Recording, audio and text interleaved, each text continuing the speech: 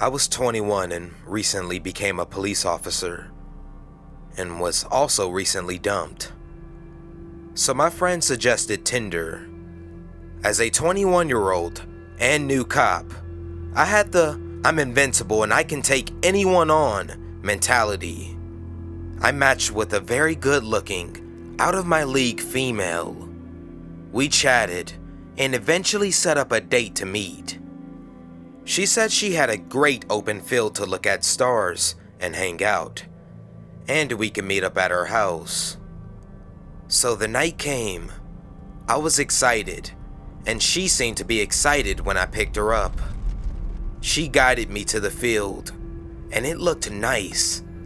Open space, woods, deer, and other wildlife. In the field, I noticed really dim headlights in the distance. Then, the van started driving towards us and pulled up right in front of us, almost close enough to block me from going forward. I told her to stay in the car and I'll go say hi. I grabbed my flashlight I had in the car and walked up. In the front driver's side of the van, there was a decently sized man. I asked him what was going on and if he could back his car up a little bit. He was very polite, said he was the owner of the property, and said he didn't mean to scare us. He told me he's been having trouble with poachers on his property and just wanted to make sure we weren't going to be shooting at anything. I assured him we only came out to look at some stars and wildlife. He was perfectly okay with that, told me to have a nice date, and drove away. After that, the girl was texting non-stop. Around an hour later, I saw headlights coming towards us again, this time at a really fast pace. We hopped in the car, and I moved it to a more defensive position. The same man came close enough to almost hit my car. She hopped out of the car at that point and ran towards the guy. I immediately knew I was fucked. I got out and gave them commands to back up and get on the ground. Neither of them complied, obviously. He then proceeded to charge me and to knock me to the ground. Luckily, I was able to get him on his back and get up. I saw my date grab a metal pipe from the van. She told me they had a gun and to give them my money and truck and I won't get hurt. Of course, with my I'm invincible mentality, I said no. She started to cry, saying they didn't want to hurt me. He then started to go back towards the car. At that point, I told them I was a cop, drew my concealed firearm, and to lay on the ground. After a moment of shock from all of us, they complied. I was able to call 911, tell them my name and badge number, and that I had two at gunpoint and needed backup immediately. I gave our dispatcher the best directions I could to this field, and while on the phone, they both fled. Again, stupid new cop young guy mentality. I chased them. I took off after the man, who ran into the woods around the field. I chased him for maybe 30 seconds and heard 3 loud pops and saw a muzzle flash. My I'm invincible mentality went right out the window. I ran like hell back towards my car and peeled the hell out of there. I went back to the area I picked her up in, called the dispatch again, and had officers come to that location. Of course, the first officers to pull up was my sergeant and my field training officer. Of course, they were both completely understanding and didn't give me any shit about it at all. The most used words were dumbass and stupid fucking rookie. I hopped in their car and went towards the field. Luckily, the van was still there. I was told to shut my mouth and to only come out if they started getting shot at. They cleared the area and started looking in the van. They found the meth right on the center console and searched the car. What scared me the most was when my field training officer and sergeant came back to the patrol car, let me out, and told me to look in the back of the van. Both of them were pale and looked horrified. I went to the back of the van where there were several knives, duct tape, lighter fluid, a decent amount of rifle ammunition, handcuffs, and what looked to be dried blood. In the front seat passenger side, we found an AR-15 rifle and 2 more handguns. We called for immediate backup and detectives. When they investigated the blood, it turned out that it wasn't actual blood. Also, they found out that the plates had been stolen, and the van was also reported stolen. I still get shit about the whole encounter, but luckily, no one got hurt. I will never use online dating again, ever.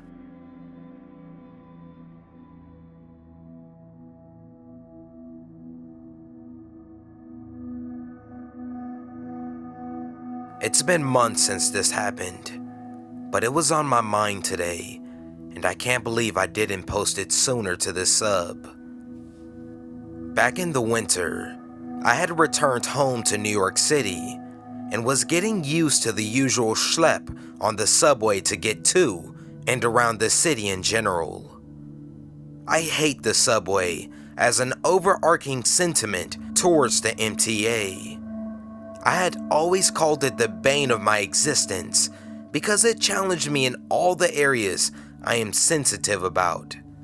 Close proximity to strangers, claustrophobic spaces, temperature extremes, mysteriously foul smells, pests and vermin. Overall, it's convenient and tolerable on a good day. But I still had my fair share of unfortunate encounters over the years that led me to regard the subway as a less ideal mode of transportation around the city. This one early evening on a Sunday solidified my thinking. I had just left a breast cancer fundraiser event around 7 p.m. and was only going a few stops over to where my house was on the N train. My little sister and I sat chatting quietly as the train began to move. A medium-built black man with a gray pea coat and a beanie made eye contact with me and hurried over. He bent down close to my face, extending his arm out for a handshake, and said, "Hello there. You are very beautiful. How you doing? What's your name?" I sort of just recoiled back, giving him a confused, "What are you doing in my personal space?" kind of look, shaking my head in clear disinterest to make his acquaintance. All of a sudden, it was like a switch flipped, and his previously sweet tone turned to an ugly rage. "Fucking bitch, think you better than everybody, huh? You ain't shit, you ugly bitch. Clown ass bitch. Fuck out of here, clown ass bitch." He screamed at the top of his lungs, and I noticed everyone turning and staring in our direction. "Fuck you anyway." He made a waving off gesture, while I kind of just sat there staring at him wide-eyed, wondering what he was going to do next. His entire stance was very aggressive. And then he stopped screaming, and to my surprise, made a direct pass to try the same exact thing on my sister, who was right next to me. "Wow, you beautiful too. Can I shake your hand?" And he reached directly next to me to touch her. The fucking nerve. I extended my arm and said firmly, "Hey, leave my sister alone and back up out of our space." This guy smacks my hand out of the way. Now he's fully pushed my buttons. I stand up and realize I'm about eye level with him. So he must have been 5'9", 5'11" at the most. "Don't fucking touch my sister," I said, and I was officially heated. This part is a blur, as I don't remember what he said when he pushed me and we began to scuffle, but I landed a very sweet uppercut on his jaw. This enraged him, and he had me on my back within seconds, kicking me and screaming, "I'll fucking kill you, bitch!" After what felt like an eternity. Two good people of the subway had run up behind him and grabbed him off of me. I heard one guy say, "Leave her alone, dude, what the fuck?" And when I looked up, I saw several horrified passengers staring at us as we had engaged in a full-on brawl. Adrenaline was pumping through my veins, so everything was bright and my vision was pinpoint and I felt numb. The conductor said something over the speakers about holding the train at the platform, and I stood there, shaking, as the guys threw him onto the platform and made a barrier between the platform and the door as he attempted to get back in the car, clawing at the air and sputtering curses at me, staring me dead in the eye. The subway doors finally closed, locking him out. He pounded on the doors as though possessed by a demon, screaming so loud you could see every vein in his neck as he pounded on the glass. His eyes were so bloodshot they almost glowed red, and his voice so loud it pierced through the entire car. "I'll kill you, bitch!" Then the subway car pulled away from the station. Someone pointed to the ground. He had dropped his cell phone in the altercation, and it was unlocked. I found out everything I could about this crazed stranger. His name, his social media handles, saw all of his selfies, the fact that he had been trying very hard and was unsuccessful at getting laid. His text messages revealed that he was a drug dealer of some sort. I suspected crack because of the prices, increments, and wording of the text messages, which would kind of also explain his violent outburst. I'd seen my fair share of crazy in New York City, but it hadn't gotten this up close and personal in years. I was shook and emotional following the attack.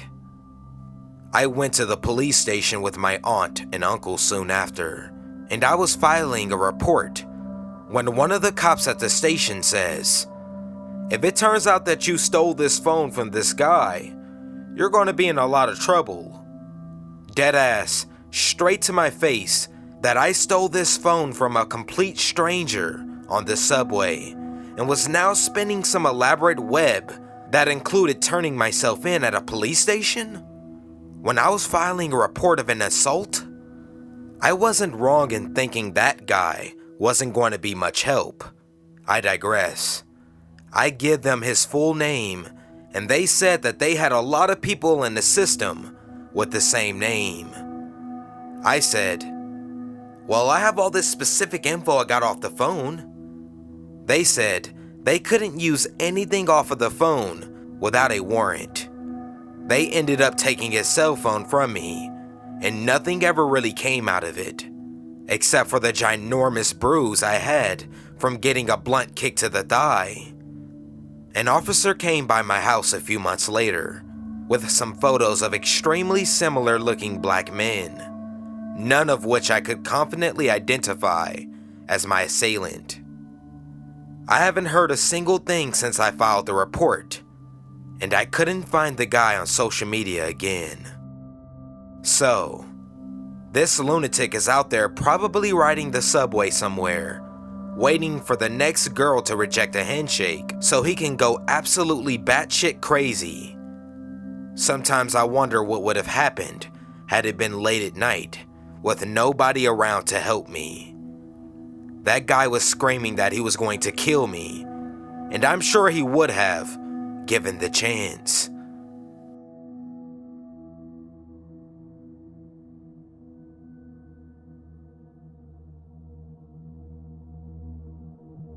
This all literally just happened within the past hour. I got out of work at 6:30 p.m. and went to McDonald's to get an iced coffee. I pull up to the drive-thru, and there's a red truck in front of me with a cap on the bed. It's super wide, so I can't see their mirrors, and thus can't get a glimpse of who is inside. I'm minding my own business, listening to Unsolved Mysteries on YouTube, when I see that the red truck has pulled up to the second pickup window. You know, there's a window where you pay, and then two separate windows where you pick up your food. I didn't think anything of it, and just assumed they had a big order, and the McDonald's employee asked them to pull up so I could get my iced coffee. I look up, see the truck's reverse lights come on. Okay, they must have pulled up a little too far and are backing up a little. No big deal. But they keep backing up without signaling to me at all that they are backing up. I slowly back up too. Luckily, no one is behind me. They keep backing up until they are finally parked at the first pickup window now.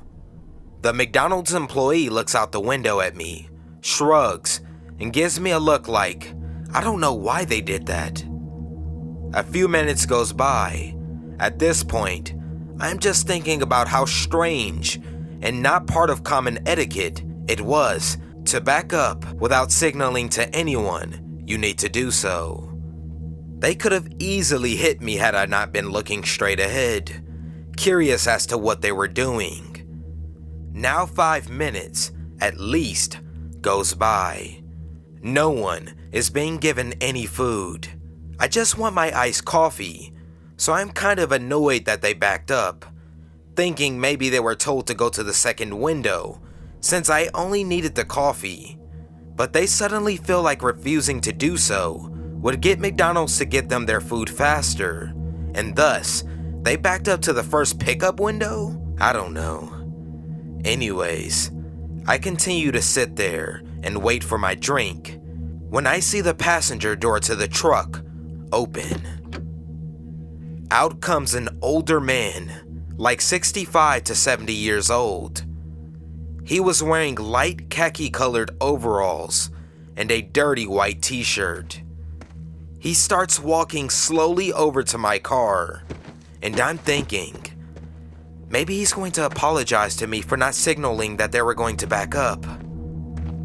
He gets to my passenger door window, turns so he is facing the window head on, and just stares at me. I'm waiting for him to signal to put my window down, thinking he had something to say. But he doesn't do anything. He just stands there and stares. He starts to lift his hand towards the door handle, and I quickly lock the door. He scowls and walks back to the truck and gets back in the passenger side. They immediately drive away the second he closes his door. They didn't get any food. They didn't get anything. They just left. I pull up to the drive-thru to finally get my iced coffee. It's been well over 10 minutes at this point, and I head home. At this point, I have more questions than answers. Why did they back up without signaling? Why did they back up at all? Why did he get out of his truck? Why was he about to open my door? Why didn't he say anything? Why didn't they get any food or drinks? It might not be the creepiest thing to happen on this sub, but this whole ordeal made me so anxious that I was actually shaking the whole ride home. And I am not the best at confrontation, clearly. I just wish I had some insight or understanding to exactly what happened here.